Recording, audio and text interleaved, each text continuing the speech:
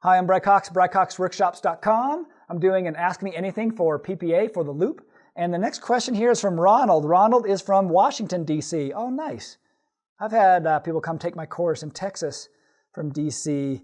And I've had some jobs in D.C., but not very many. That's a pretty place to shoot. So Ronald asks, hey, Bry, what is the most atypical shooting situation you've encountered? I don't know. I've been asked looks like there's a little typo though. I've been asked to photograph figure skating competitors, and I'm wondering if there's anything specific I should consider for that environment. Okay, so here, I've got an answer for you. So that is atypical. When I started, my philosophy was this. One, I went to school for photography. I took every class I could, but before I graduated, I actually switched my degree. So I didn't take all the rest of the art classes. I actually switched my degree to business. And because I just feel like that was a much better, I just realized I wasn't learning that much in college in terms of art, and I felt like it was a worthless degree. So I switched to business. Nevertheless, I took learning very seriously, and I had a philosophy, which is I'm going to give myself assignments every week.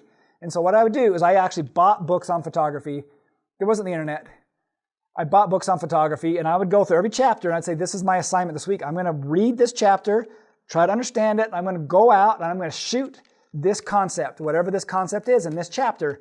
If it's shooting with gels, or if it's understanding depth of field, or dragging the shutter, or whatever it is, every chapter, I'm going to give it to myself as a self-assignment, because what I don't want to do is get to a job and not be able to solve the problem. I want to have that problem solved beforehand. And if I ever got to a job where I had a problem, all right, I need to solve the problem. I'd think about it. Obviously, I would figure it out. I would do it. But then I would go home and I'd make that my assignment. Even though I was doing this professionally at that point, I would give that to my assignment. I'm going to go out there and I'm going to rock this issue, this problem. Shooting at noon, for instance, if that's the time you have to shoot. Let's go out there and I'm going to get a model or something, and I'm going to shoot at noon. So that next time I have to shoot at noon, I know how to rock it. And I don't have to go, this is a bad time of day. So sometimes I'll even have workshops, and the time the model shows up and the time we've got allocated for shooting might be in the middle of the day, even though it'd be awesome to kind of wait till after dinner and shoot when the sun's low. We got this awesome location. No, the point is, I got a crowd of photographers, we got a model, sun's straight up in the air. We got to rock this issue, this situation. So that would be So even when I was young, I guess that the idea of an atypical situation, I was always trying to put myself in atypical situations outside of paid gigs to force myself to problem solve all these issues. And what it does is it makes all the connections of photography, all these little things, it starts making things interlock and connect. Where the next time you have a problem, you've already got these connections in your brain, and everything starts happening faster and faster.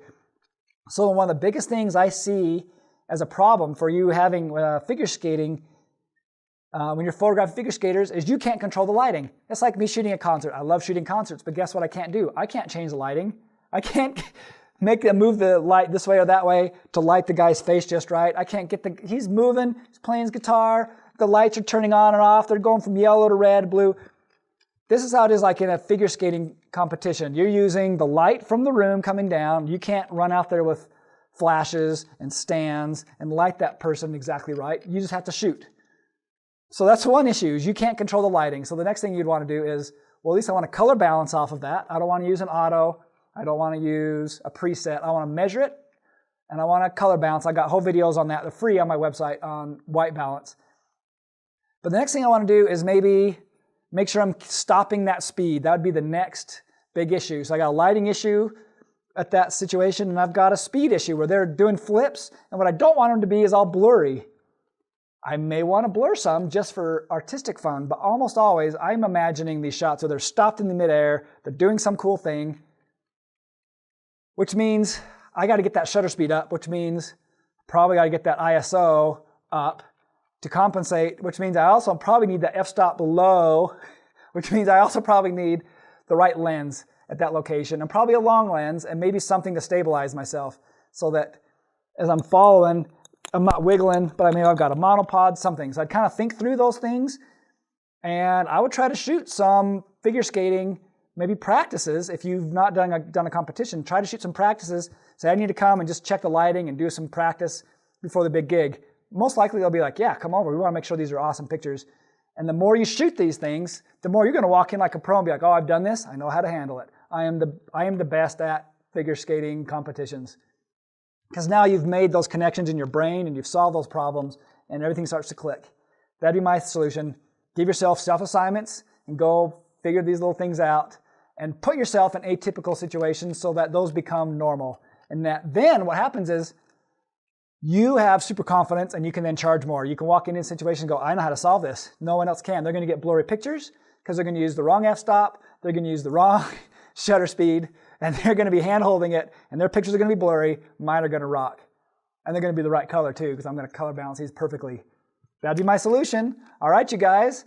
I've got a lot more coming up at ImagingUSA. I've also got a ton of stuff on my website, BryCoxWORKSHOPS.com, as well as a lot of free stuff at PPA.com, PPA edu. All right, you guys. Until next time, America.